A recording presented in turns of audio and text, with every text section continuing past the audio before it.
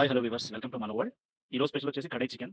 రెగ్యులర్‌గా వండుకునేలాగా వండుకుంటే చికెన్ బాగానే ఉంటుంది. కాకపోతే కొంచెం ముక్కలు తెల్లగా కనిపించడం వల్ల అంతగా తినాలనిపించదు ఒక పూటకి. ఓకే. ఈ కడాయి చికెన్ అయితే చాలా బాగుంటుందండి. ఈరోజు రెస్టారెంట్ స్టైల్‌లో మనం కడాయి చికెన్ ట్రై చేద్దాం. ఈ కడాయి చికెన్ తయారు చేయడం కోసం 1 కిలో చికెన్ తీసుకోండి. 1 కిలో చికెన్ తీసుకొని ఫస్ట్ దీన్ని మ్యారినేట్ చేయడానికి అందులో కొంచెం ఆయిల్ వేసి దాంట్లోనే కొంచెం ఉప్పు, పసుపు, కారం, ధనియా పౌడర్ అండ్ మసాలా అండ్ అల్లం వెల్లుల్లి పేస్ట్ చేసి బాగా మిక్స్ చేసి ఒక హాఫ్ అన్ అవర్ అలా పక్కకు పెట్టేయండి. మ్యారినేట్ అయిన చికెన్‌ని ఇప్పుడు ఉడికించాలండి. ఒక బాండీ తీసుకొని దాంట్లో మీరు ఒక 3-4 పావులు నూనేసుకోండి. నూనేసుకున్నాక అది మరిగిన తర్వాత మనం ఏదైతే మ్యారినేట్ చేసి పక్కకు పెట్టుకున్నామో ఆ చికెన్ తీసి ఇందులో వేయాలి. కడాయిలో వేసిన చికెన్ బాగా ఉడికేంత వరకి ఆహ్, లైట్‌గా అప్పుడప్పుడు మధ్యలో కలుపుతా ఉండాలండి.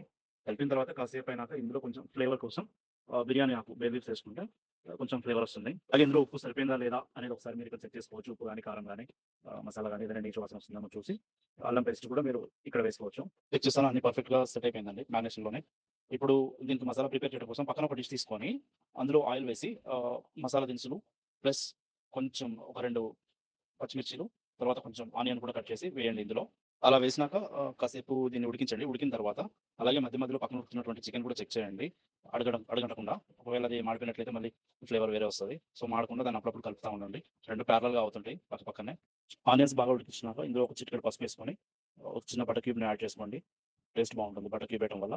ఇలా బటర్ క్యూబ్ కూడా వేసినాక మీకు బాగా కుక్ అయ్యాక దీన్ని ఒక జార్‌లోకి తీసుకోండి. జార్‌లోకి తీసుకొని మిక్సీలో వేసి దీన్ని బాగా గ్రైండ్ చేయండి మెత్తగా. గ్రైండ్ చేసినటువంటి ఈ పేస్ట్‌ని ఇప్పుడు వరకు కుక్ అయినటువంటి చికెన్‌లో వేసి మళ్ళీ ఉడికించండి. అప్పుడు గాని మీకు పర్ఫెక్ట్‌గా ఇది కుక్ అవుతుంది. ఇఫ్ ఇన్ కేస్ మీకు ఇది దగ్గరికయినట్టు అనిపిస్తే గ్రేవీ కోసం మనం మిక్సీ జార్‌లో పట్టినటువంటి ఏదైతే ఉందో దాంట్లో కొంచెం వాటర్ ఏసి దాంట్లో పోసేయండి. అప్పుడు మీకు అదే ఫ్లేవర్ అలాగే ఉంటదనమాట. అలా కుక్ అవుతుండగానే ఇప్పుడు కొంచెం ఎక్కువ గ్రేవీ కోసం 2 టమాటాలను కూడా మీరు తీసుకొని టమాటాలు ఒక ఫోర్క్‌కి గుచ్చి గ్యాస్ పైన కాల్చండి. మామూలుగా పైన పొర వరకు కాల్చండి. మీకు అప్పుడు ఇది కొంచెం కడాయి ఫ్లేవర్ వస్తది. తింటానికి చాలా రుచిగా ఉంటదనమాట. టమాటాలు బాగా కాలిన తర్వాత వాటిని తీసి కొంచెం మెత్తగా రుబ్బుకోండి పప్పుగుత్తితో గాని, లేదంటే ఇక్కడ నేను చేసే విధంగా గ్లాస్ తోటైనా మీరు చేయొచ్చు. కొంచెం మెత్తగా చేసిన తర్వాత ఇదే మిక్స్చర్‌ని మీరు కర్రీలో మిక్స్ చేసేయండి. ఆల్రెడీ ఇది కుక్ అయింది ఉంది కాబట్టి ఎక్కువ టైం పట్టదు మీకు కుక్ అవ్వడానికి. మాక్సిమం ఒక 5-10 మినిట్స్ పడుతుందంతే. 5-10 మినిట్స్ తర్వాత ఇది బాగా కుక్ అయ్యి కొంచెం గ్రేవీ 5-10 మినిట్స్ కుక్ అయిన తర్వాత మీకు చికెన్ రెడీ అయిపోతుందండి. ఇక గార్నిష్ చేయడం కోసం ఇక ఫైనల్‌గా మనం ఇందులో కొంచెం చికెన్ మసాలా యాడ్ చేయాలి. చికెన్ మసాలా యాడ్ చేసాక లైట్‌గా గార్నిష్ కోసం కొంచెం కొత్తిమీరని మీకు తగినంత యూజ్ చేసుకోవచ్చు కొత్తిమీర. ఎక్కువైనా పర్వాలేదు. కొత్తిమీర ఏసి ఇక క్యాప్ పెట్టేసి ఒక 5 మినిట్స్ ఉడికించండి. ఇక రెడీ అయిపోయినట్టే.